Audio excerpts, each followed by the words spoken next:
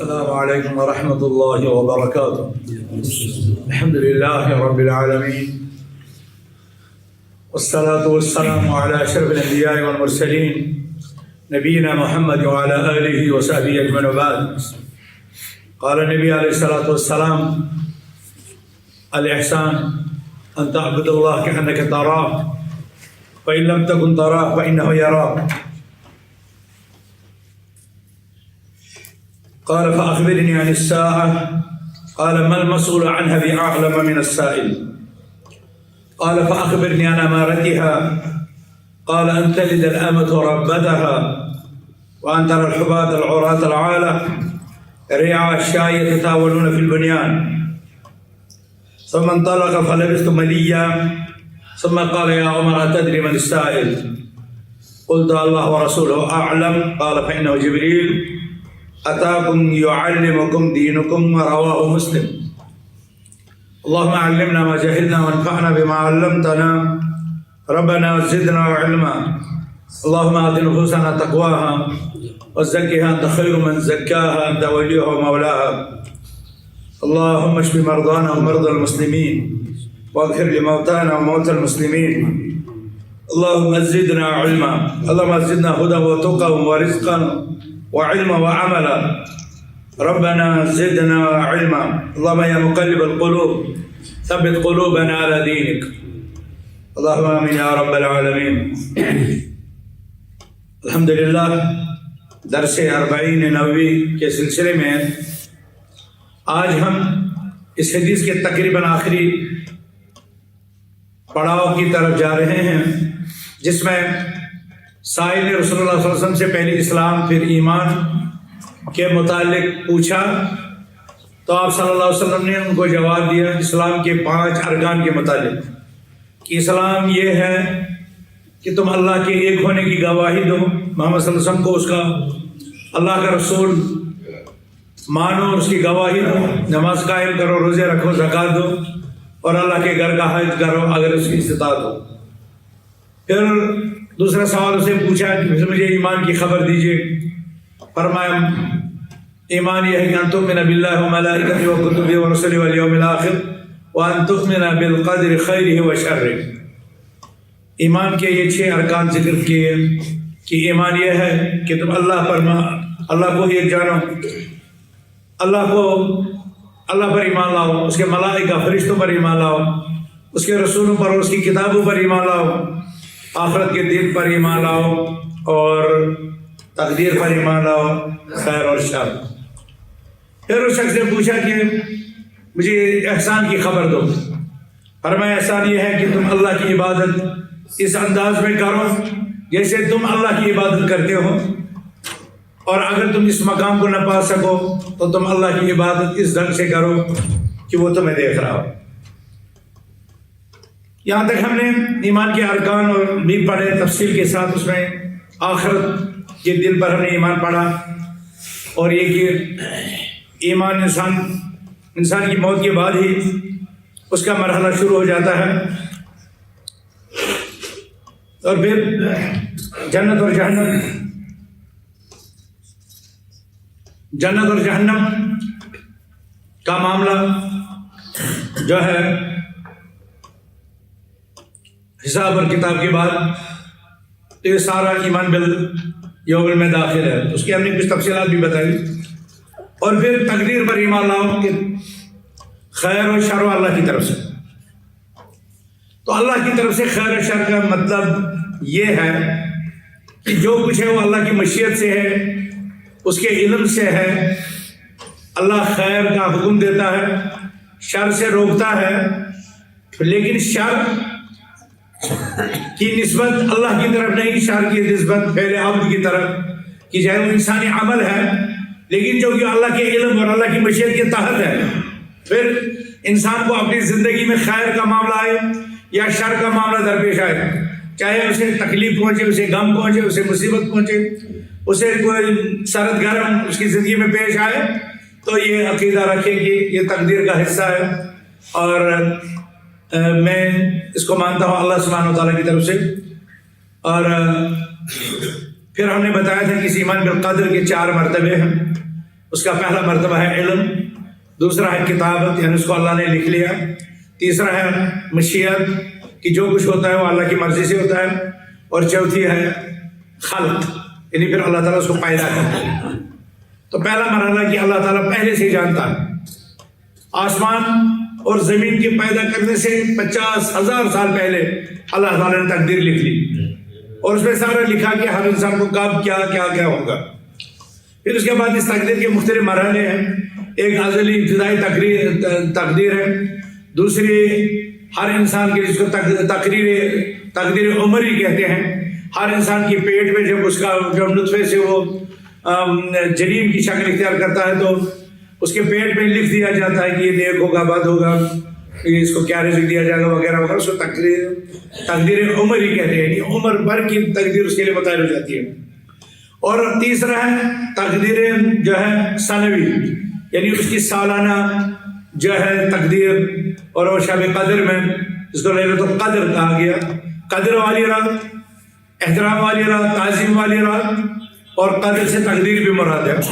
تو اس رات اس کے بعد آنے والے سال کے لیے بھی انسان کے لیے لکھا جاتا ہے کہ اس سال اس کو کیا ملے گا، اس سال اس کو کیا نہیں ملنا ہے، اس کو کہتے ہیں تقدیر سنوی، یعنی ایک وہ تقدیر ہے جو شروع سے لکھ لی گئی ہے اور لوح محفوظ میں ہے، دوسری وہ تقدیر ہے جو اس وقت جب ماں کے پیٹ میں بچہ جنم جو ہے افزائش شروع کرتا ہے تو اس وقت اس کی تقدیر لکھی جاتی ہے، اور تیسری ہے وہ جو ہر سال شب قدر میں متعین ہوتی ہے۔ اور پھر اللہ تعالیٰ تو ہر آن ہر لمحہ اللہ جو چاہے فعال لما یرید، جو اسے مرضی آئے جو چاہے وہ کر سکتا ہے، لیکن جو بھی یہ چاہے وہ ہر روز کی تقدیر کا معاملہ ہو، سال کی تقدیر کا معاملہ ہو، عمر کی تقدیر کا معاملہ ہو، یہ بھی سارا اللہ تعالیٰ نے پہلی تقدیر میں لکھ لیا ہے کہ کب ہوگا، کیسے ہوگا، کس طرح ہوگا۔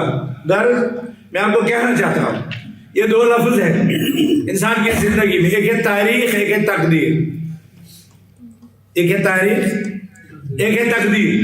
تاریخ واقعہ ہونے کے بعد لکھی جاتی ہے، اور تاریخ لکھنے والے خود مخلوق ہوتے ہیں،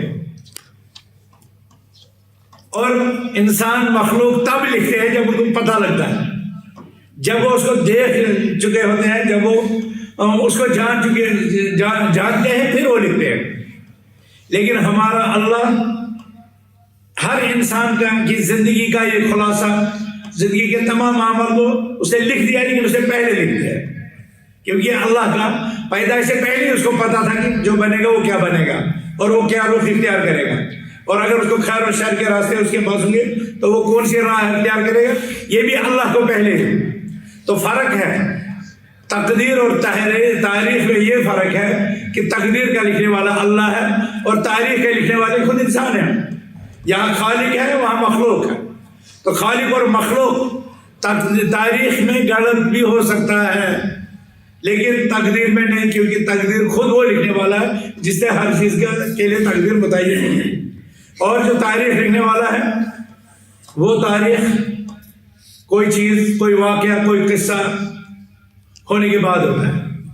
ضمن میں یہاں پر آپ کو بتاؤں جو تاریخ ہے نا، تاریخ کے 3 عناصر ہیں، تاریخ کے 3 ارکان ہیں۔ اگر آپ کو جاننا ہو کہ تاریخ کس کو کہتے ہیں تو تاریخ حدث، وقت حدث اور صاحب حدث، یعنی واقعہ، صاحب واقعہ اور وقت واقعہ، بذات خود واقعہ اور واقعہ کا مرکزی کردار کون تھا، اور پھر وہ کس زمانے میں ہو۔ جب یہ 3 چیزیں ملائی جاتی ہیں، واقعہ، قصہ، صاحب قصہ اور وقت قصہ، جب ان 3 چیزوں کو ملایا جاتا ہے تو وہ تاریخ بنتی ہے۔ اور یہ انسان تب لکھتا ہے جب یہ واقعہ ہو جاتا ہے، جب یہ قصہ ہو جاتا ہے، جب یہ معاملہ انجام پا جاتا ہے، اور اللہ سبحانہ وتعالیٰ نے ہمارے لیے تقدیر لکھی ہے، اور وہ تقدیر ہمارے پیدا کرنے سے پہلے ہی جو ہے لکھ دی تھی، تو ہمیں اس پر ایمان آنا۔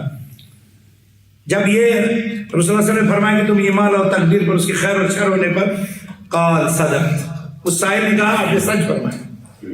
قال فاخبرنی عن الاحسان، تو اس نے پھر پوچھا کہ مجھے بتائیے احسان کس کو کہتے ہیں۔ احسان میں نے آپ کو کل بتایا تھا کہ احسان عربی زبان کا لفظ ہے۔ احسان کا مطلب ہے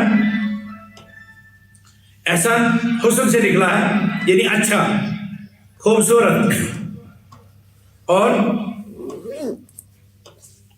اچھا، خوبصورت، حسین، ان تمام معنوں میں آتا ہے۔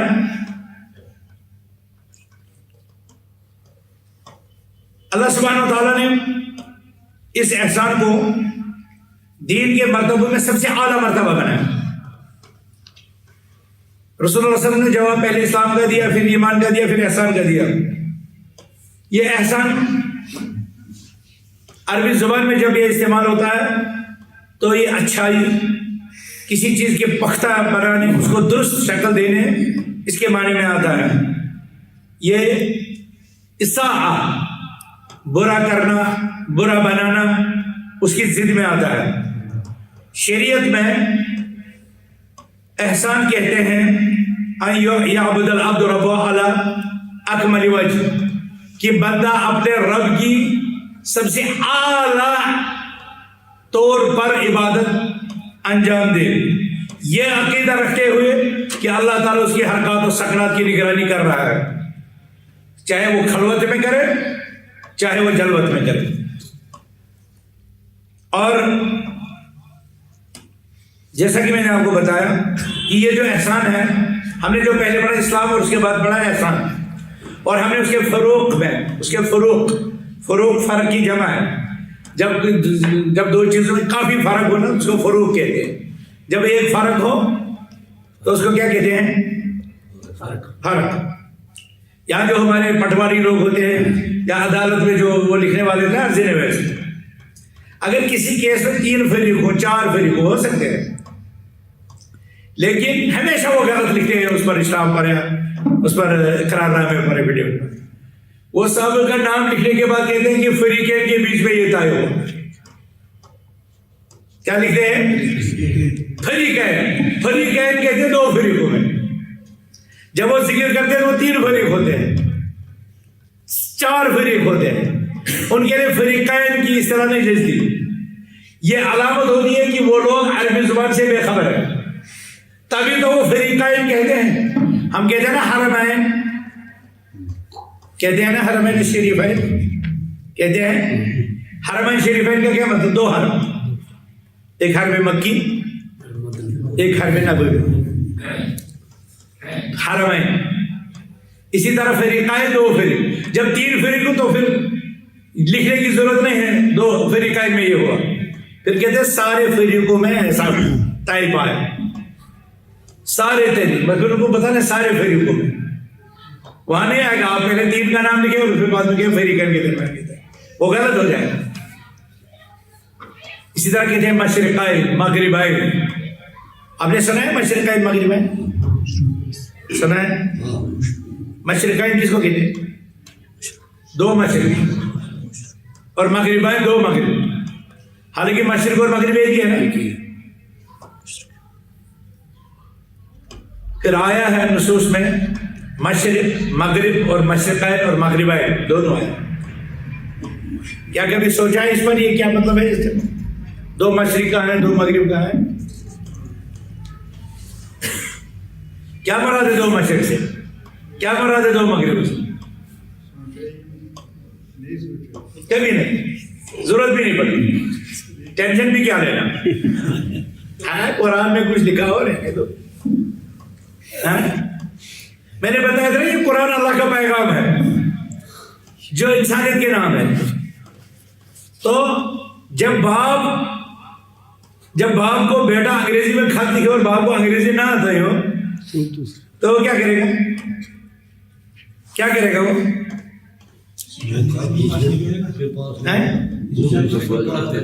تو وہ بچے کا خط زیادہ اہم ہے جو اللہ کے اپنے مخلوق کے نام پر خط ہے، جو پیغام ہے۔ تو اس کے متعلق ہم کب فکر کریں گے؟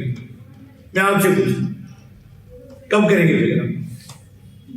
اس قرآن میں کیا ہے اس کی فکر کب کریں گے؟ اب تو اکثر لوگ عمر کے ایسے پڑاؤ میں پہنچ چکے ہیں کہ اب اللہ رحم کرے، کیا کریں گے؟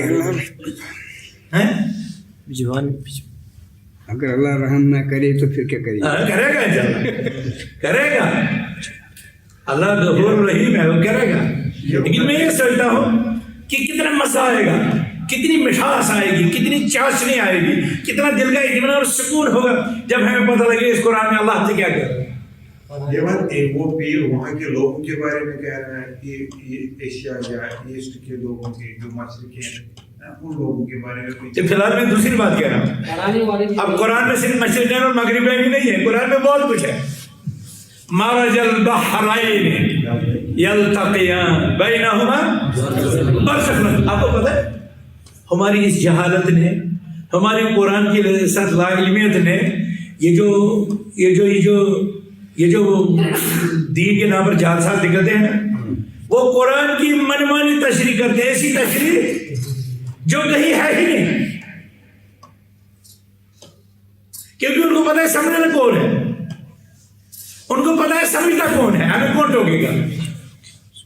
وہ ہے نا یخرج بینہما، کیا ہے، یخرج منہما اللؤلؤ والمرجان، ہے نا، سمندروں سے دو سمندروں کا ذکر ہے۔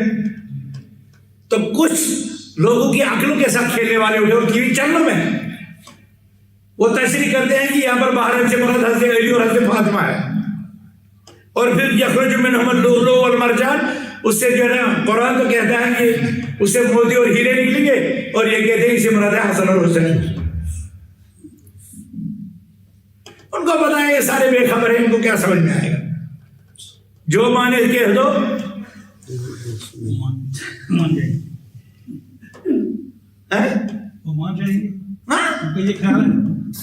جب لوگ اللہ کے پیغام کو جانتے ہی نہ ہو پہچانتے جو کہا جائے دین کے نام پر، اور عام طور پر لوگ کیا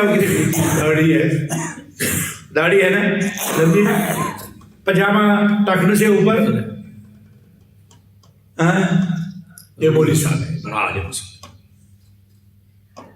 یہاں کل تھا آپ کے ساتھ ایک آدمی، آج نہیں ہے، کل اس کی بھی لمبی داڑھی ہے۔ جب وہ کشمیر میں ایک مسجد میں گیا تھا فجر کو، تو وہاں امام اتفاق نہیں آیا تھا، تو اس کی لمبی داڑھی دیکھ کے لوگوں نے سمجھا اس کو قرآن بہت عالم بڑا ہوگا، تو اس کو بڑھا دیا فجر کی نماز میں۔ تو اس نے ان کو بہت ہاتھ پاؤں مارے اس نے کہ بھائی مجھے چھوڑو خدا کے واسطے، مجھے قرآن یاد نہیں ہے، میں کیا پڑھوں، فجر میں تو قرات تھوڑا لمبی کرنی ہوتی ہے۔ جب وہ ہوگا نا یہاں تو میں اس کے سامنے آپ کو بتاؤں گا۔ تو اب انہوں نے مجبور کیا تو فجر کی نماز پڑھنے کے لیے گیا، اس میں پڑھتا ہے قل اعوذ برب الفلق اور قل اعوذ برب الناس۔ اب فجر میں قل واللہ احد پڑھنے کا ہے، فجر کے تو لمبی ہوتے ہیں نا۔ اب جب اس نے قل واللہ احد انا اعطیناک الکوثر اس طرح چھوٹی دو سورتیں پڑھ کر کے سلام پھیری، وہ شرمندگی کے مارے چپکے سے باہر، جب وہ باہر نکل رہے وہاں سے لوگ آ رہے ہیں نماز کے لیے، لوگ آ رہے ہیں، اس کو کہہ رہے ہیں مولوی صاحب ادھر جا رہے ہیں، نماز نہیں پڑھنی۔ اس نے کہا جاؤ ادھر نماز پڑھنی ہوگی نہیں۔ پھر میں نے گاؤں قدر میں اس نے مجھے خود بتایا یہ واقعہ، اس کے بعد میں نے گاؤں قدر میں جمعہ کے خطبے میں بتایا یہ واقعہ، اور اس کو بھول گیا ہے کہ میں نے مولوی صاحب کو یہ بتایا۔ میں نے جمعہ کے خطبے میں بتایا لوگوں کا کیا حال ہے قرآن کے ساتھ، وہ مجھے اصل کو فون کرتا ہے، مولوی صاحب آج آپ نے گاؤں قدر خطبے میں ایسا ایسا کہا ہے، میرے ساتھ بھی یہی واقعہ ہوا۔ میں نے کہا تیرے ساتھ تجھے تیرے ہی ساتھ ہوا، میں تیرا ہی بول رہا ہوں۔ اب میں نے نام نہیں بتایا تو اس کے میں تو تیرا ہی بول رہا ہوں۔ میں کہنے کا مطلب یہ ہے کہ یہ امت اپنے اس قرآن سے کتنی لا تعلق اور بے خبر ہے، بہت بے خبر ہے۔ یہ قرآن ہمیں تلاوت کے لیے اترا ہے، روز پڑھنے کے لیے اترا ہے، تدبر و تفکر کے لیے اترا ہے۔ ہم آتے ہیں احسان کی طرف۔ میں مرج البحر وہ بتا رہا تھا، رب المشرقین اور رب المغربین، یہ اشارہ ہے سرما اور گرما میں سورج کے نکلنے کی جگہوں کے بتانے۔ جو لوگ دیہاتوں میں رہتے ہیں، پہاڑ آس پاس میں ہر طرف سے ہو، ان کو پتہ چلتا ہے کہ سرما میں سورج کہاں سے طلوع ہوتا ہے اور گرما میں، کیونکہ گرما میں بڑے دن ہوتے ہیں تو وہ دوسری جگہ سے چڑھتا ہے، اور سرما میں چھوٹے دن ہوتے ہیں تو وہ، یہ جو وادیوں میں رہنے والے ہیں، جو اوپن میں رہنے والے، ان کو یہ زیادہ محسوس نہیں ہوگا۔ یہ محسوس ان لوگوں کو جو پہاڑیوں کے دامن میں رہتے ہوں، ان کو لگتا ہے کہ آج تو یہاں سے مان لیجیے نکلا گرما میں سرما بھی ادھر سے نکلتا ہے اور بہت کم وقت میں وہ اپنی مسافت طے کر لیتا ہے، اور گرما میں وہ پورا آسمان کا چکر کاٹتا ہے. تو دو مطلع ہو گئے نا، دو مغرب، اور دو گرما میں اور دوسری جگہ غروب ہوتا ہے سرما میں، حالانکہ جہت ایک ہی ہے، طرف ایک ہی ہے. اب میں آپ کی ذہانت کا ایک سوال کرتا ہوں. رسول اللہ صلی اللہ علیہ وسلم نے فرمایا جب بیت الخلا میں بیٹھو استنجا کرنے کے لیے تو کعبہ کی طرف نہ اپنا منہ کرو اور نہ کعبہ کی طرف اپنی پیٹھ کرو. پھر میں فرمایا لیکن مشرق اور مغرب کی طرف کرو. پیٹھ یا منہ قضاء حاجت کے وقت یا تو مشرق کی طرف کرو یا مغرب کی طرف کرو.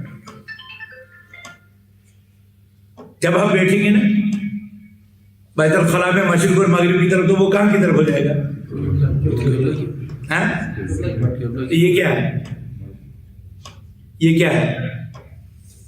کون بتا سکتا ہے اس کا جواب؟ تھوڑا سا سوچو، ذہن میں دبا ڈالو، بہت آسان ہے. خانہ کعبہ بیچ میں ہے، چاروں طرف مشرق والے مغرب والے.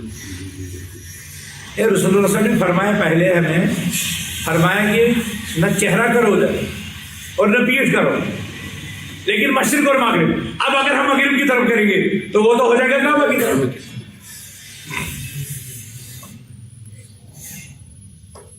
ہو جائے گا.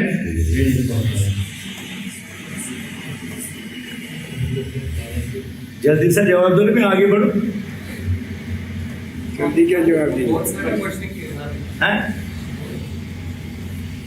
جب وہ گھومتا ہے تو مشرقی مغربی ہوتا ہے، گھومتا ہے دنیا. کعبہ سینٹر میں. اگر کعبہ کے پیچھے ہم جائیں گے تو وہ مغرب آتا ہے. اگر ہم اس وقت مشرق کی طرف ہے، مشرق اور مغرب کی بات ہے. یہ ہے مطلب بابے کو کچھ پتہ ہے انشاءاللہ. یہ خطاب اہل مدینہ کو تھی. اہل مدینہ کو رسول اللہ صلی اللہ علیہ وسلم نے فرمایا کہ کعبہ کی طرف یہ سب ہمارے لیے بھی حکم ہے، لیکن جو ان کو بتایا کہ مشرق اور مغرب کی طرف. جب ہم مدینہ میں جائیں گے تو وہاں مشرق دوسری طرف ہے اور مغرب دوسری طرف ہے. کعبہ وہاں پر جنوب کی طرف ہے. کدھر کی طرف ہے؟ جنوب کی طرف. جب یمن میں جائیں گے تو وہاں کعبہ شمال کی طرف ہے. سمجھے؟ تو یمن والے شمال کی طرف کریں گے، مدینہ والے جنوب کی طرف کریں گے. اسی لیے ان کو مدینہ والوں کو کہا تم مشرق اور مغرب کی سمت لو، پھر کعبہ کی طرف نہیں ہو جائے. لیکن ہم جس جگہ ہیں جو خانہ کعبہ کے مشرق میں ہے یا خانہ کعبہ کے مغرب میں ہے، ان کے لیے اس کا پہلا جز ہی قابل عمل ہے، دوسرا جز ان کے لیے نہیں ہے. کیونکہ اگر ہم مشرق اور مغرب کی طرف اپنا چہرہ نہیں کریں گے، پیٹ کریں گے یا کریں گے تو کعبہ کے اس پہ آ جائے گا. ٹھیک ہے نا؟ اس لیے جب بھی اپنا مکان بناؤ، اپنا گھر بناؤ، پہلے کعبہ قبلہ دیکھ لو. قبلہ دیکھ لو کہ ہمیں پھر ٹوائلٹ کا سسٹم کیسے رکھنا ہے. ٹھیک ہے نا؟ بہرحال یہاں پر احسان کی بات چل رہی ہے. تو میں نے بتایا تھا کہ 3 مرحلے ہم نے پڑھے: اسلام، ایمان اور احسان. اسلام میں زیادہ بحث جو فرق یہ فروق سے نکلا تھا. اسلام ظاہری اعمال اور ایمان باطنی اعمال. احسان ان دونوں کو شامل کرتا ہے. احسان کہتا ہے کہ تم ظاہر کو بھی سنبھالو اور تم باطن کو بھی سنبھالو. یعنی جب عبادت کرو تو دل میں یہ رکھو اللہ دیکھ رہا ہے، تو ہو گئے نا اندرون بھی شامل. اور عبادت کا جو خود عمل ہے وہ بیرون اس کے اعضاء سے. ان تعبد اللہ کأنک تراہ، تم اللہ کی عبادت اس طرح کرو جیسے تم اس کو دیکھتے ہو اپنی بصیرت کی نگاہ سے. بصر نہیں، بصیرت. یہ 2 لفظ ہیں، بصارت اور بصیرت. بصارت اس آنکھ کی کے دیکھنے کو کہتے ہیں اور بصیرت دل کی آنکھ سے دیکھنے کو. تو اللہ تعالیٰ کے رسول سے فرماتے ہیں کہ تم اللہ کی عبادت کرو گویا تمہارا دل اللہ کا انک تراہ کی تھی، گویا تم اسے دیکھ رہے ہو. اور اس میں کیا نام ہے؟ بندے کو کافی مان لیجیے شوق اور رغبت دلائی گئی ہے اس عمل میں. کس عمل میں؟ جب یہ کہے گا تم اللہ کے ساتھ عبادت کرو اس حال میں کہ تم اسے دیکھ رہے ہو، تو یہ ایک انسان کا شوق اس سے بہت زیادہ بڑھتا ہے کہ مجھے میں اللہ کو دیکھتا ہوں. محبت بڑھے گی، شوق بڑھے گا، رغبت بڑھے گی. لیکن اس کے برعکس جو دوسرا پوائنٹ ہے وہ اس کے برعکس ہے. یہاں تمہاری طرف سے دیکھنا تھا، دوسرے نقطے میں ہے کہ اگر تم اس مرحلے کو نہ پا سکو تو یہ خیال رکھو وہ تمہیں دیکھ رہا ہے، اور وہ جو دیکھ رہا ہے تو پھر یہ بندے سے رغبت اور شوق کے مقابلے میں ڈر پیدا کرتا ہے کہ وہ ہمیں دیکھ رہا ہے کہیں ہم سے کوتاہی نہ ہو جائے، کہیں ہم سے، تو اس میں ڈر ہے، اس میں امید ہے، رجا اس کو کہتے ہیں، اس میں آس ہے کہ جب اپنی طرح یہاں سے دیکھ لیتا ہوں تو انسان کا شوق، انسان کی رغبت اور اس میں رغبت ہے، اس میں خوف ہے کہ اللہ دیکھ رہا ہے. گئے در اس میں ترغیب بھی آ گئی، ترہیب بھی آ گئی، ظاہر بھی آ گیا، باطن بھی آ گیا. اس حوالے سے یہ اسلام سے بھی اونچا درجہ ہے اور ایمان سے بھی اونچا درجہ. یہ جو احسان ہے اس کے دو قسمیں، احسان اللہ کے ساتھ بحث خالق اور احسان خالق کے ساتھ. جو اللہ تعالیٰ کے دوسرے بندے ہیں، دوسری مخلوقات ہیں، ان کے ساتھ بھی احسان. اللہ کے ساتھ احسان کا مطلب یہ ہے کہ بندہ اس کی عبادت کرے اور اس کے ساتھ کسی کو شریک نہ ٹھہرائے، اللہ کے احکامات بجا لائے، اللہ کی رحمت کی امید رکھے، اللہ کی غضب کا خوف رکھے. یہ اللہ کے ساتھ احسان، اللہ کے احکام کی بجا ہوئی، اس اعتقاد کے ساتھ وہ مجھے دیکھ رہا ہے، میں اسے دیکھ. اور اللہ کی مخلوق کے ساتھ احسان یہ ہے کہ ان کے ساتھ حسن سلوک کرے، ان کے ساتھ عدل اور انصاف کا معاملہ کرے، ان کے ساتھ خیر کا معاملہ کرے، صلہ رحمی کرے، ان کو نوازنے والا بن جائے، ان کو دینے والا بن جائے. آیا نا آیت قرآن میں ان اللہ یأمر بالعدل، جو ہر خطبے میں خطیب دوسرے خطبے میں پڑھتا ہے کیا؟ ان اللہ یأمر بالعدل والاحسان وایتاء ذی القربى وینہی عن الفحشاء والمنکر والبغی یعظکم لعلکم تذکرون. اس آیت کے متعلق شاید عبداللہ بن مسعود رضی اللہ تعالیٰ عنہ نے کہا ہے کہ اس آیت میں اللہ تعالیٰ نے خیر کی چابیاں بھی اور شر کی بنیادیں بھی بتا دی. سارے خیر کی بنیادیں ہیں عدل، احسان، ایتاء ذی القربى. یہ اخلاق علیہ، بہترین اخلاق کا مجموعہ اسی میں ہے، انہی سے پھوٹتا ہے سارا اخلاق. اور پھر وَيَنْهَى عَنِ الْفَحْشَاءِ وَالْمُنكَرِ وَالْبَغْيِ. مجھے اس وقت گنجائش نہیں ان تین الفاظ کی میں تشریح کروں، لیکن یہ بتاؤں گا کہ اس میں سب سے چھوٹی برائی سے لے کر کے سب سے بڑی برائی تک سارا اس میں ڈالا ہے. اس میں انسان کے اندرونی جو خباثتیں ہیں وہ بھی ہیں، اس کی شہوتیں بھی ہیں، اس کے شبہات بھی ہیں، فواحش بھی ہیں، اور پھر باقی میں اللہ کی مخلوق پر ظلم و زیادتی اور تعدی، قتل و غارت گری، بہتان تراشی اور عزت کسی کی نیلام کرنا، یہ سارا اس میں آتا ہے. اس میں وَيَنْهَى عَنِ الْفَحْشَاءِ وَالْمُنكَرِ وَالْبَغْيِ. یہ جو تین ہیں فحشا، منکر، بغی، انہی سے ہر قسم کا شر نکلتا ہے. اور عدل، احسان اور ایتاء ذی القربیٰ میں سے خیر کی ہر نہر پھوٹتی ہے. اور یہ عدل اور احسان دو چیزیں ہیں، لیکن عدل کے مقابلے میں احسان زیادہ اونچا ہے، کیونکہ عدل کا مطلب ہے انصاف، اور انسان کا مطلب ہے جتنا اتنا، جتنا یہاں سے کیا جائے اتنا ہی وہاں سے کیا جائے، عدل ہو جائے گا انسان. لیکن احسان عدل سے بڑا ہے، جتنا اس نے کیا، یعنی اس نے مجھے 10 روپے، کبھی جب میں غریب تھا مجھے 10 روپے دے دی، لیکن مجھے اللہ تعالیٰ نے اس قابل بنایا، اب میں اس کے ساتھ خیر کر سکتا ہوں. میں 10 روپے نہیں، میں 100 روپے کا قرض نہیں کر رہا.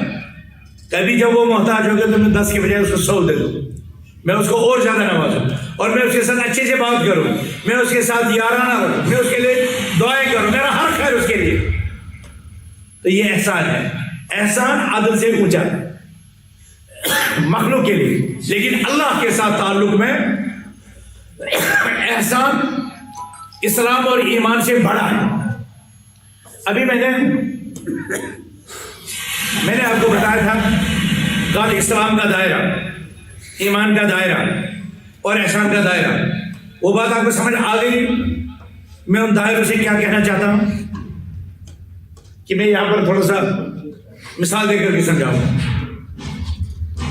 اسلام جو ہے یہ دین کے 3 مراتب میں سب سے چھوٹا ہے، اور دنیا کی جو زیادہ پاپولیشن ہے وہ اس اسلام کے دائرے میں زیادہ داخل ہے، کیونکہ اسلام کے لیے وہ شروط نہیں ہے، اسلام کے لیے اتنی زیادہ ہدایت نہیں ہے جتنی ایمان کے لیے.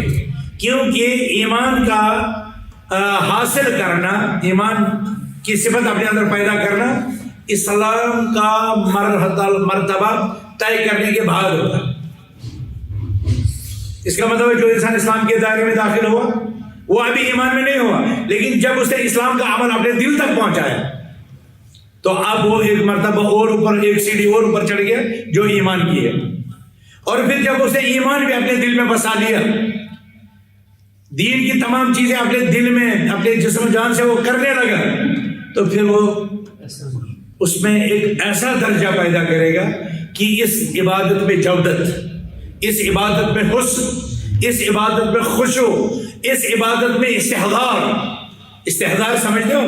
استحضار کا مطلب ہے جو اللہ اکبر اس نے کر دیا تو یہ پورا دل و دماغ میں اللہ کو بٹھا دے، اور میں اللہ سے ہم کلام ہو رہا ہوں، اور میری جو یہ آیتیں ہیں ان کا معنی سمجھ رہا ہوں. ایاک نعبد جب میں کہہ رہا ہوں تو میں کہہ رہا ہوں اے رب میں تیری ہی بات کرتا ہوں، یہ معنی اس کے دل و دماغ میں آ جائے. اور یہ اس وقت نہ باپ کے متعلق سوچے، نہ دنیا کے متعلق سوچے، نہ بیوی کے متعلق سوچے، نہ اولاد کے متعلق سوچے. وہ اگر کوئی سوچ اپنے اندر رکھ رہا ہے وہ صرف اللہ کی. اس کو کہتے ہیں استحضار. کیا کہتے ہیں اس کو؟ استحضار. اور اس استحضار میں بدقسمتی آج کا انسان بہت اس استحضار کی نعمت سے محروم. اسی لیے جتنا آپ کا استحضار کم ہوگا اتنا آپ کی نماز میں خشوع کم ہوگا. اور یہی وجہ ہے کہ رسول اللہ صلی اللہ علیہ وسلم نے فرمایا اول ما تفقدون من دینکم الخشوع. پہلی چیز جو تمہارے دین میں سے تم سے کھو جائے گی وہ ہے خشوع.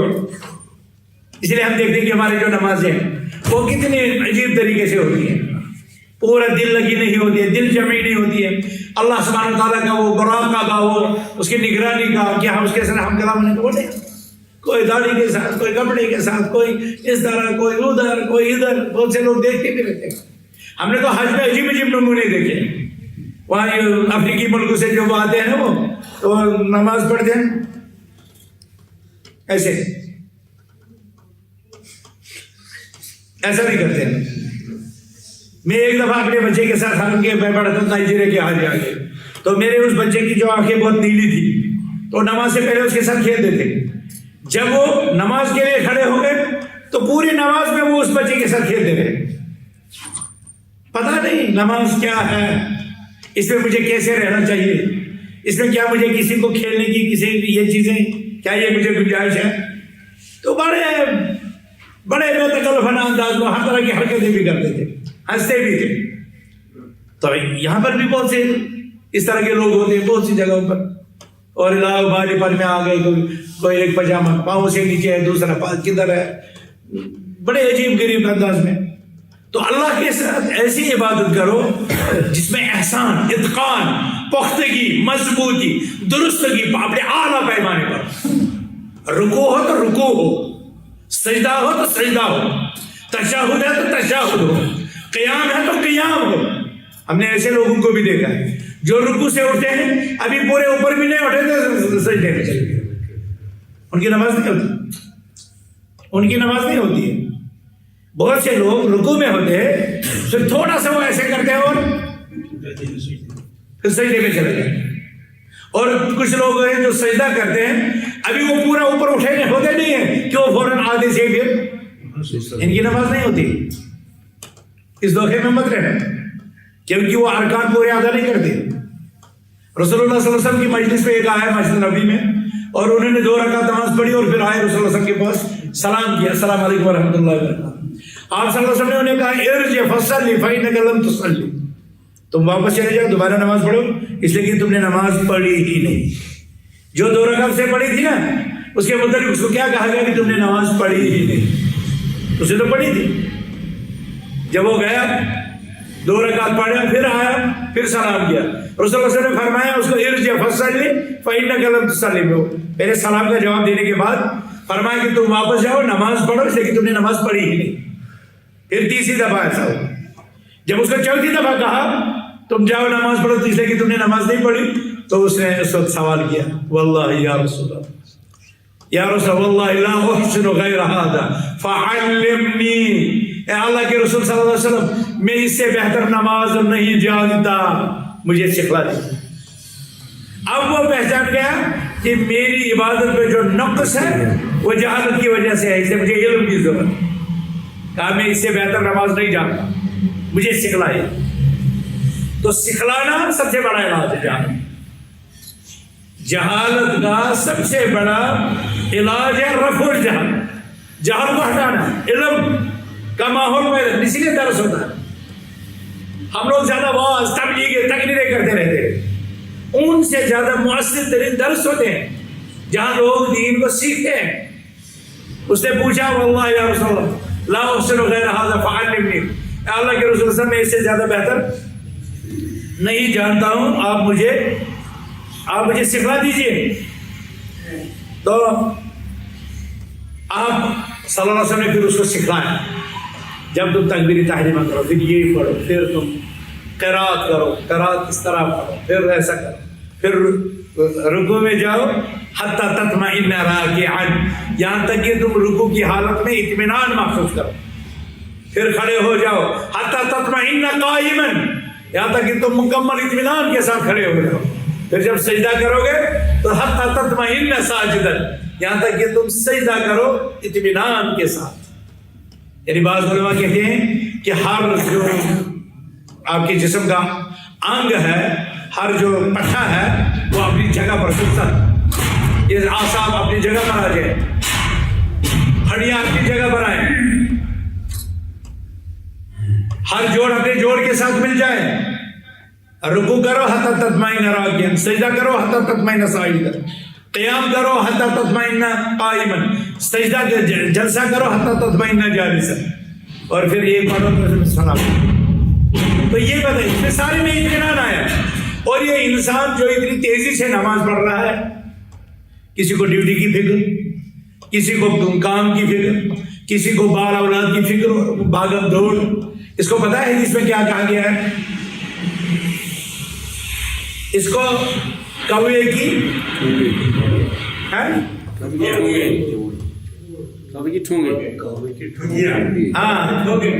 ہاں ایسے ہوتا ہے کوے کی ٹھونگے جو چونچ مارتا ہے نا تو اس کو اسی سے تشبیہ دی گئی ہے. تو یہ نہیں کرنا ہے. احسان کا مطلب ہے ہم نماز کو عبادت کو اس کے حسن کے ساتھ. حضرت عائشہ صدیقہ ابھی ماہ رمضان آ رہا ہے تراویح ہوگی کچھ مسجدوں میں امام شروع ہو جاتا ہے الحمدللہ لوگوں کو پتہ ہے جلدی سے کیا پڑھا پھر کچھ 2-4 آیتیں پڑھا چلا گیا. پھر وہ ہوتی ہے وہ آپ نے سوشل میڈیا پر بھی دیکھو کچھ مسجدوں کا 10-15 منٹ میں قصہ تمام. حضرت عائشہ سے پوچھا کسی نے کیف کان صلاۃ رسول اللہ صلی اللہ علیہ وسلم فی رمضان کیف کان صلاۃ رسول اللہ رسول اللہ صلی اللہ علیہ وسلم کی نماز کیسی تھی رمضان میں.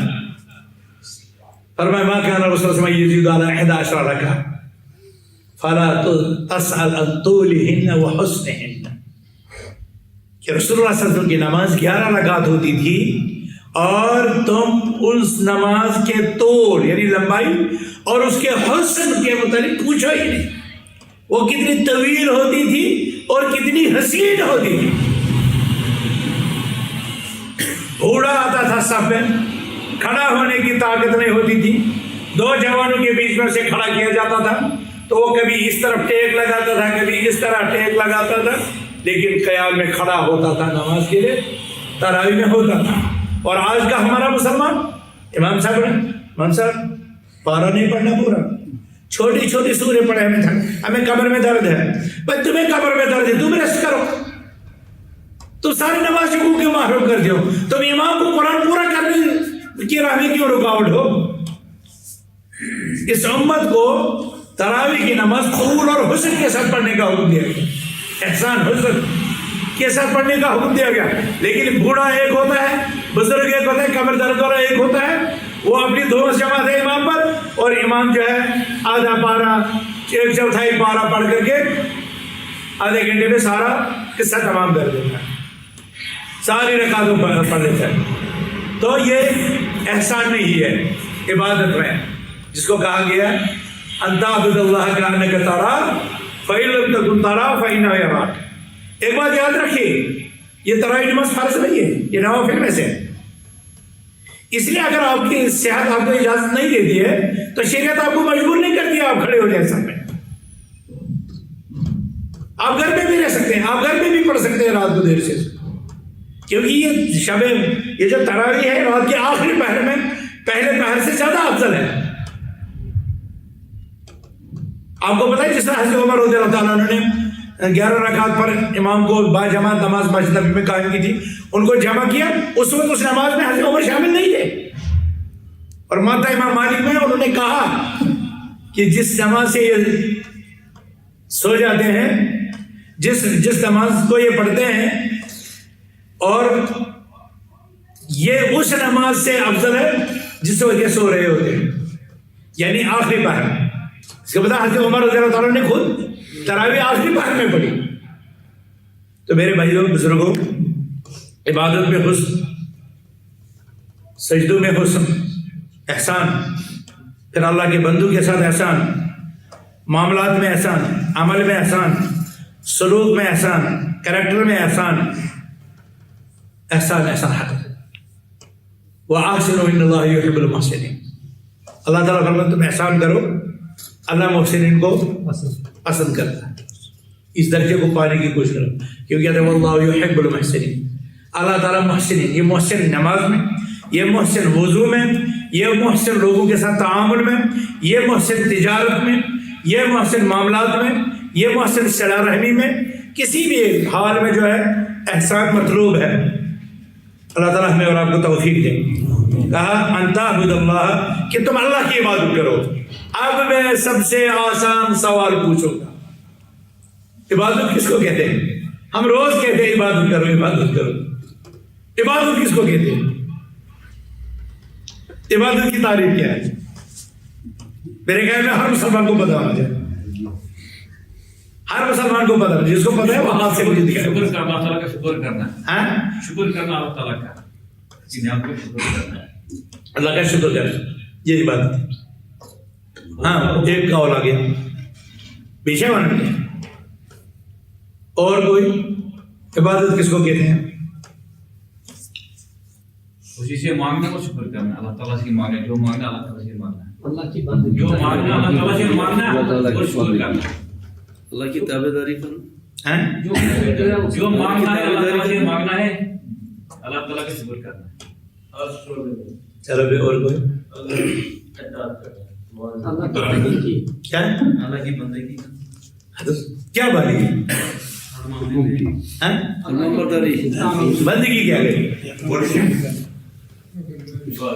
عبادت ہے. عبادت بہت مشہور لفظ ہے.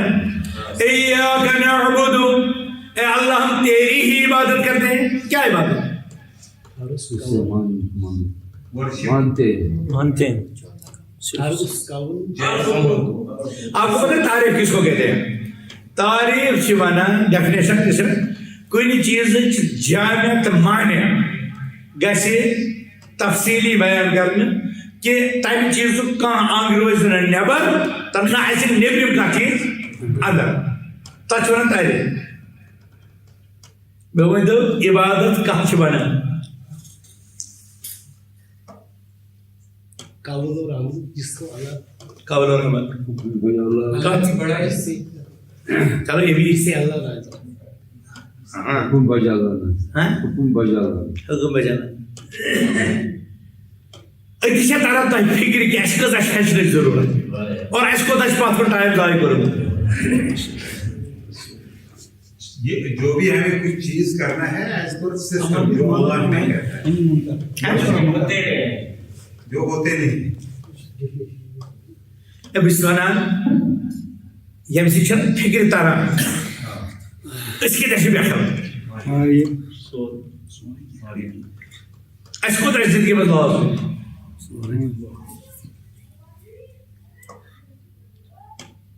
مسلمان سے یہ پرانی کت ونان دپان ییٚلہِ وۄنۍ اوس ہندوستان پاکستان بننے پشاورس منٛز روٚٹ أکۍ چھنا آسان بہادر أکِس ووٚنُن دوٚپُن پرو کلمہ غیر مسلمس پڑھو کلمہ تم ووٚن سا بہٕ چھُس یِتھ کٔنۍ بہٕ کتہِ پرٕ دپنس پار نتہٕ مارتھ بہٕ وٕنۍ لگووُن پتھر زٔمیٖنس پٮ۪ٹھ تھٲونس گردن پٮ۪ٹھ لت دوٚپنس پار کلمہ ہُمِس باسے یہِ مارِ دوٚپنس ہسا وۄنۍ پرناو مےٚ کلمہ تہٕ بہٕ پرٕ تی تٔمۍ کوٚر بیٚیہِ سوالس ہے ژٕ ہسا یہِ پرناو کلمہ تٔمِس ٲس یہِ کلمہ تہِ یاد اور یِمے چھِ نیران کلمہ پرناونہِ اَسہِ سارنٕے گوٚمُت یِہوے چھُنہ عبادت یہِ چھُ عربی زبانہِ لفظ عبادت چھِ عبادت عربی زبان کا لفظ اس کا مطلب ہے التذلل والخضوع یہ چھُ لغتس منٛز امیُک مطلب گوٚو عاجزی جھکاو یہ چھُ مطلب لغتس منٛز یتھا ڈکشنری چھُ عربی ڈکشنری منٛز چھُ عبادتُک مطلب تذلل یعنی پنُن پان عاجز بنٲوِتھ پیش کرُن پنُن پان بڑٕ فرما بردار بنٲوِتھ پیش کرُن پنُن پان جھُکاوُن یہ چھُ عبادتُک ڈکشنری معنی مگر شریعتن دیُت اتھ معنی اور شیخ الاسلام ابن تیمیہ کران خوبصورت تِژھ تعریف کہ تتھ منٛز چھُ یِوان یہِ سورُے فرمان چھِ شیخ الاسلام ابن تیمیہ رحمۃ اللہ علیہ العبادت اسم جامع لكل ما يحبه الله ورسوله من الاقوال والعمال الظاہرة والباطنة دبان عبادت نام ہے ہر اس قول کا یہ میں ٹھیک ہوتا جب اس کو پورا کرنے ہر قول اور ہر فعل اسم جامع لكل اسم جامع لكل یہ چھُ اکھ جامع تہٕ مانع لفظ پرٛٮ۪تھ تتھ چیٖزس یتھ سۭتۍ اللہ تعالیٰ محبت آسہِ کران خاص تمیُک تعلق ٲسِن قولس سۭتۍ یا فعلس سۭتۍ قولس سۭتۍ ٲسِن یا عملہِ سۭتۍ ٲسِن ظٲہری ٲسِن یا باطنی ٲسِن سٲنۍ کانٛہہ عمل ہمارا کوئی بھی عمل یا ہمارا کوئی بھی قول خواہ وہ ظاہری ہو یا باطنی ہو اور اللہ کو محبوب ہو اس کو عبادت کہتے ہیں. مثلا وضو کر یہ وضو کرنا سن ظاہری عمل مگر یہ اللہ تعالیٰ سے یہ گئی عبادت یہ گئی نماز پڑھ یہ ظاہری تھی تو باطنی تھی یہ عمل یہ اللہ تعالیٰ سے لہذا گئی عبادت. اور روز تھاوی یہ عمل پر اللہ تعالیٰ سے پسند لہذا کیا گئی عبادت.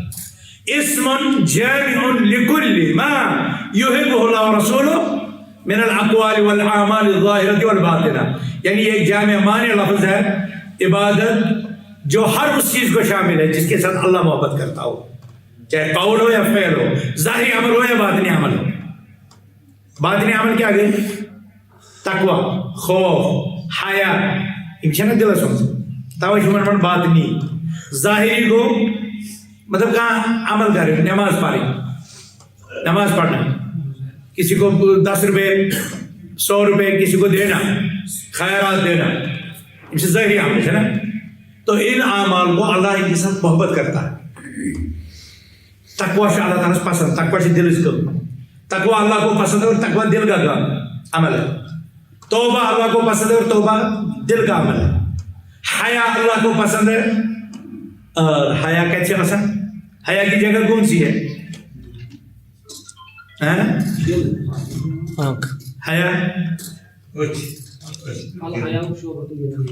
حیا کہاں پر ہوتا ہے دل. پسند تو عبادت متعلق سوال سہل بپرس سوال تو بہرحال یہ طرفہ رسکن جواب جامع تو مانے تو یقین سۭتۍ آو جواب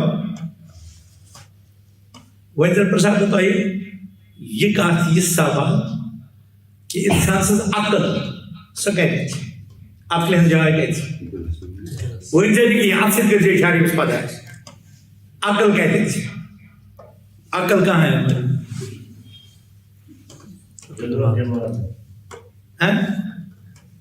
میں تو ذکر اشارہ سے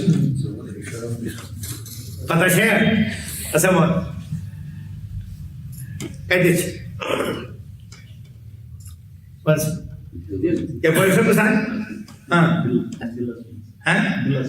دلس دل اور دماغ دل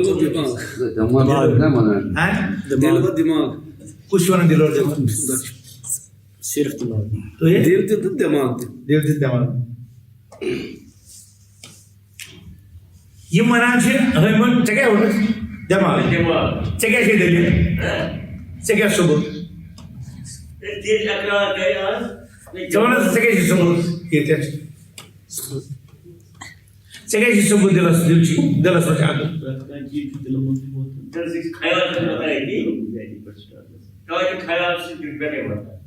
دل کا میں وہی دیتا ہے اس کی کہ ہم عقلی گرم یہ لائس پائی سکے دل کہتا ہے وہ چیز کرو دماغ بولتا ہے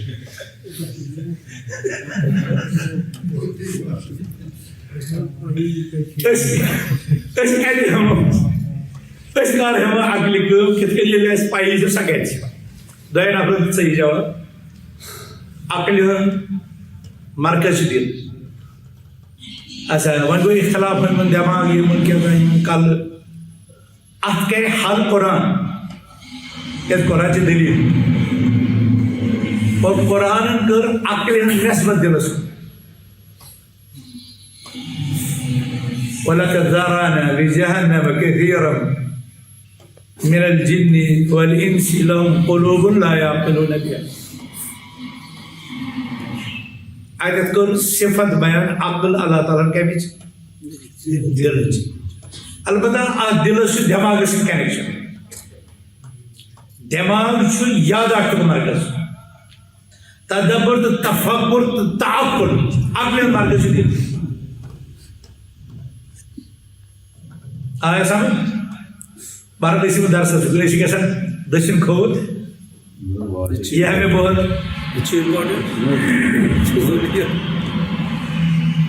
أن تعبد الله كأنك تراه فإن لم تكن تراه فإنه يراك تم اللہ کی عبادت کرو اس حال میں کہ جیسے تم اللہ کو دیکھتے ہو اور اگر اس مقام کو نہ پہنچ سکو تو یہ عقیدہ رکھو تمہیں دیکھ رہا ہے ٹھیک ہے یہ گوڑ نے خود لوگ پاگو ٹھیک ہے وہی نہیں ساتھ اسی ترشوئی اس کو ہو ایک بات یاد رکھنا ہمیشہ جو انسان محسن ہوگا وہ مومن بھی ہوگا وہ مسلم بھی ہوگا کیونکہ احسان دین کے 3 مرتبوں میں سب سے اونچا مرتبہ ہے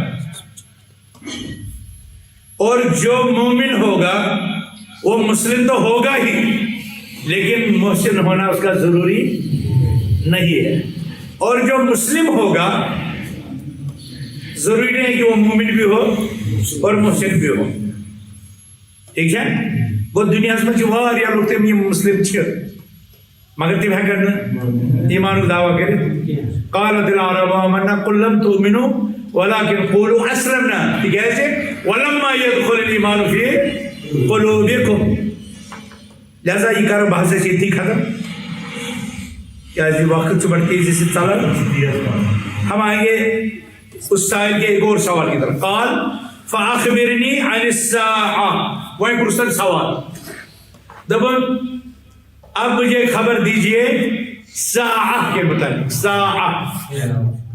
ساعہ کے معنی وقت کا جز ساعہ عربی لفظ اور یہ مثلا عربی ڈکشنری میں سے معنی سانڈو تاکہ مطلب کوئی جزء من الوقت وقت کا جز مگر یہ ساتھ شریعتاً ساعت لفظ کو استعمال ام سی دسا مراد الیوم الاخر قیامت ساگ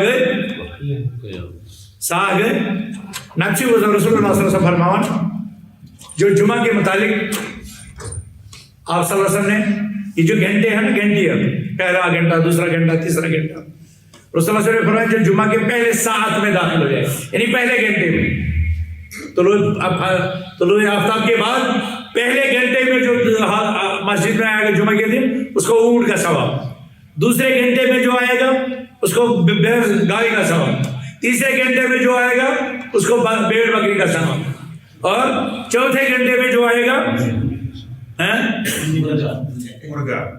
مرغا اور پھر آخری اس کو انڈے کا ثواب اور پھر جو یہ 5 گھنٹے گزرنے کے بعد آئے گا تو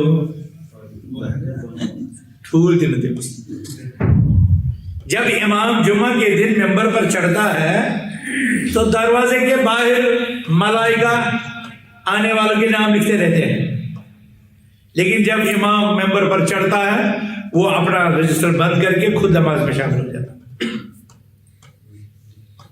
مطلب تم لوگ کی کیسی غلط کرا یم پیاران چھاسن 15 منٹ رہ گئی نماز کو چلو مسجد میں آ جاؤ تو تاسن پڑھ کاروبار کرا اللہ نے کہا یا الذین آمنوا اذا نودی للصلاۃ من یوم الجمعہ فاسعوا الی ذکر اللہ وذروا البیع تم دوڑ پڑو اللہ کے ذکر کی طرف محمد ذکر سے بعد خطبہ ہے اور کاروبار چھوڑ دو جو لوگ اس کے بعد بھی کاروبار کرتے ہیں اس کا کیا حکم ہے وہ حلال ہے یا حرام یہ سوچ رہا ہے لیکن آج کیا ہوتا ہے آج مسجدیں اور مسجدیں آپس میں مفاہمت کرتے ہیں یا تو 1 بجے نماز بیاکھ پھر اس بار 2 بجے دکاندار چھوڑا سیلس پیٹس بہی میں ہوئی 1 بجے پڑھت سبھی دکان اس پیٹا پتہ گژھن 1 بجے 2 بجے مسجد میں نماز میں وجہ یہ حالہ کا بدلا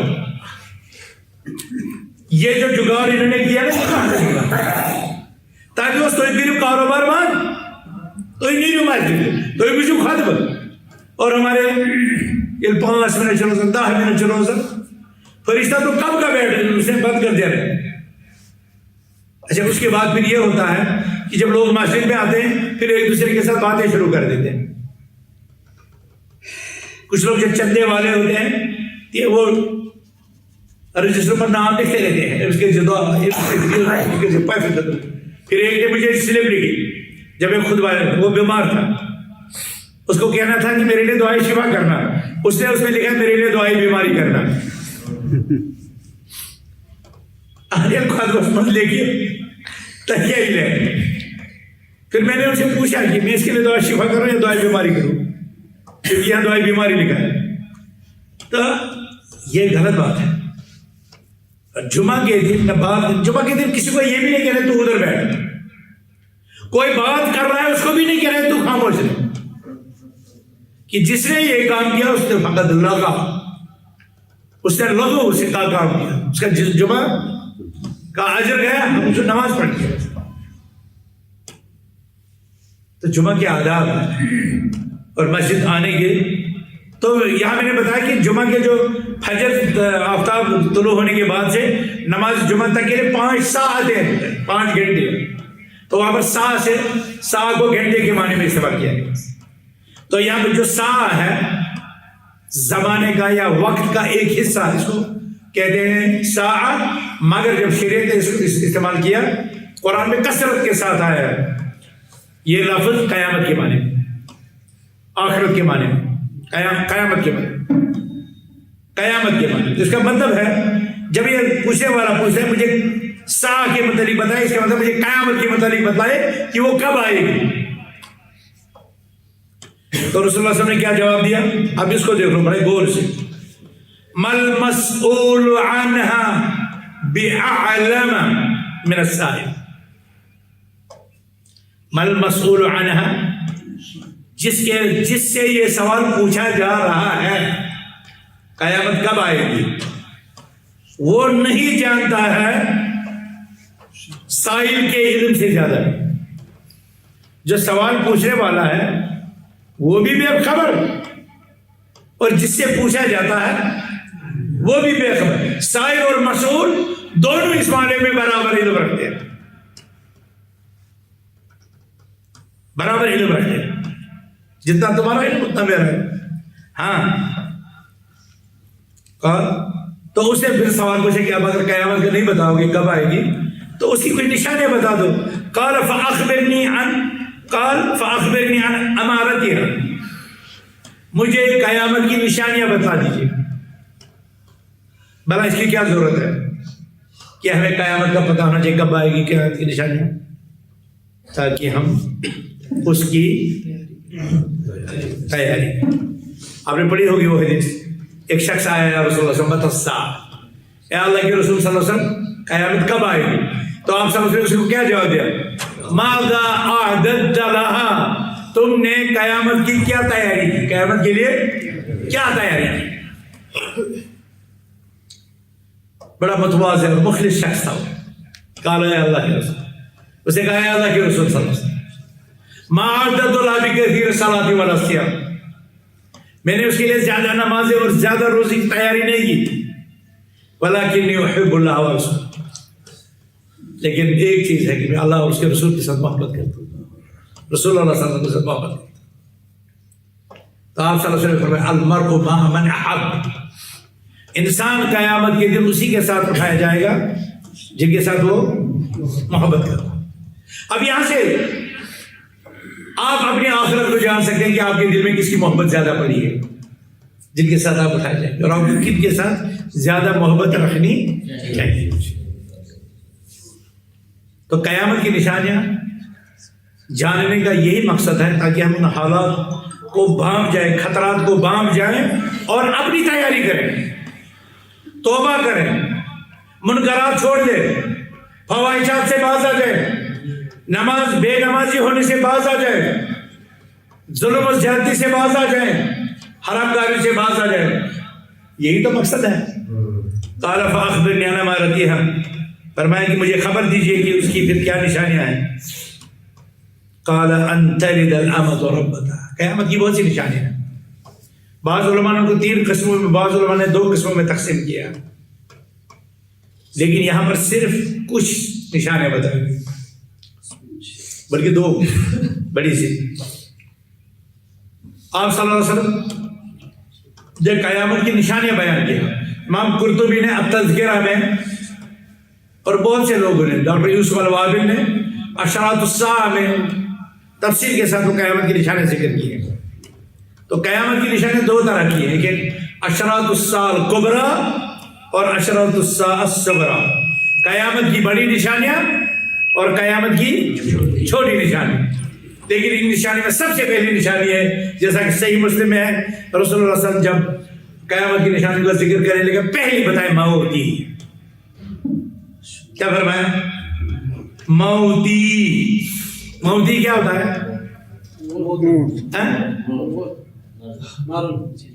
کیا مر موتی کیا ہوتا ہے؟ میرا مرنا. موت ہو گیا مرنا, مگر جب یا ہو جائے نا موتی, میرا اس دنیا سے نکلنا.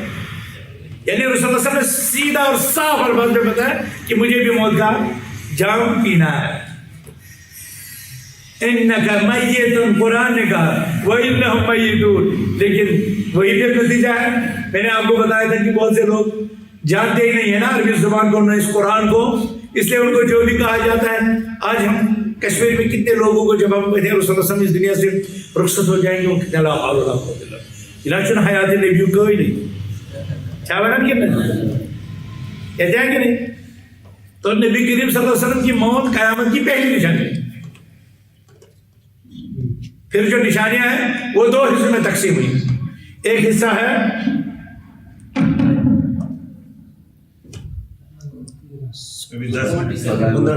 اذان, کیا ہے اب کس پہ اذان کو ٹھیک ہے. تو میں کہہ رہا تھا کہ قیامت کی نشانی 3 طرح کی ہیں. بعض لوگ کہتے ہیں 2 طرح کی.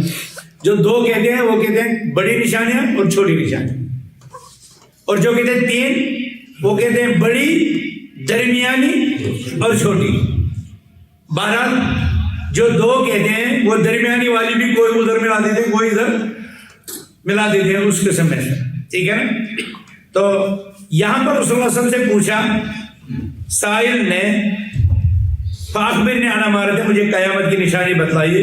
قال ان تلد الامۃ ربتها وان ترى الحفاة العراة العالم رعاشا يتطاولون في البنيان. قیامت کی نشانی یہ ہے کہ لونڈی اپنی مالکن کو جنے گی. لونڈی اپنی مالکن کو جنے گی. کیا مطلب؟ لونڈی کسے کہتے ہیں؟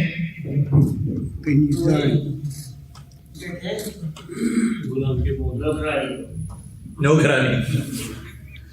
کس نے کہا نوکرانی؟ آپ نے؟ بیٹی.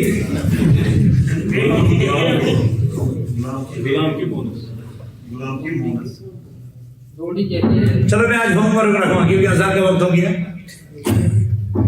ہوم ورک رکھوں گا کہ ان نشانیوں کو کل جان کر آپ آؤ گے. آپ مجھے بتاؤ گے کہ لونڈی کس کو کہتے ہیں اور لونڈی کیوں بنتی ہے, پھر وہ کیسے اپنے مالکن کو جنے گی. سناؤ گے نا کل؟ یہ آج آپ کا ہوم ورک ہے, کل کا پڑھ کر کے آنا. آج پھر ہم قیامت کی نشانی کو آگے نہیں چھیڑیں گے اور انشاءاللہ کل کے درس میں کوشش کریں گے اس حدیث کو, اور انشاءاللہ اس کے بعد والی جو تیسری حدیث ہے نا اس کو ہمیں پڑھنے میں آدھا گھنٹہ بھی نہیں لگے گا. اس کی وجہ یہ ہے کہ وہ حدیث جو ہے اس کا معنی ہمیں الاسلام کے جواب میں مل چکا ہے پہلے. عبداللہ بن عمر کی حدیث بنی الاسلام علی خمس وہ آ چکا ہے. اس کو صرف ہمیں عبادت پڑھنی ہے, اس کا معنی معلوم کر رہا ہے تو تیسری بھی حدیث ہمیں بہت جلد ہو جائے گی. اور کوشش کریں گے ہم, میں نے آپ کو پہلے بھی بتایا, اپنے نام لکھ کر کے رکھو. ہم کوشش کریں گے کہ ان دروس میں اس کتاب کو ہم ختم کریں. ٹھیک ہے نا. تو کہیں تیز کہیں آہستہ ہم چلیں گے اور ہم میں کوشش کروں گا کہ آپ سب کے لیے اس کتاب کی سرٹیفکیٹ بھی ہو جو آخری درس میں آخری جو دن ہوگا انشاءاللہ تو اس میں آپ سب لوگ جمع ہو جائیں گے تو اس میں وہ آپ کو دے دی جائے گی کہ آپ کی گواہی ہوگی کہ آپ لوگوں نے یہ حدیث سنی سمجھی. اور اگر چھوٹا موٹا اورل یا ریٹن ایگزام بھی ہو جائے تو کچھ 2-3 پوزیشنوں کو کچھ انعامات بھی ہمارے بابا دیں گے انشاءاللہ, کیونکہ یہ بڑے خوش ہوتے ہیں. اگر ان کو اعتراض ہوگا تو میں ہی دے دوں تو ان کو یعنی کیا کہ اس سے پتہ چلے گا کہ جو محنت کرنے والے ہیں وہ. اور میں امتیاز صاحب سے کہوں گا کہ جو یہاں آتے ہیں جن کی کوئی غیر حاضر نہیں ہوگی ان کے بھی نام الگ سے جو ہے نا ان کو مثالی طالب علم کی حیثیت سے بھی ان کو جو ہے اعزاز کیا جائے گا. اللہ تعالیٰ ہمیں اور آپ سب کو جو ہے اپنی حفاظت پہ رکھے اور ہمیں علم دین عطا کرے اور ہمیں زیادہ سے زیادہ قرآن و سنت کا علم عطا کرے اور پھر اس کے مطابق عمل کرنے کی توفیق عطا فرمائے. وصلی اللہ تبارک و تعالیٰ علی خیر خلقی محمد وعلی آلہ وصحبہ اجمعین. والسلام علیکم ورحمۃ اللہ وبرکاتہ.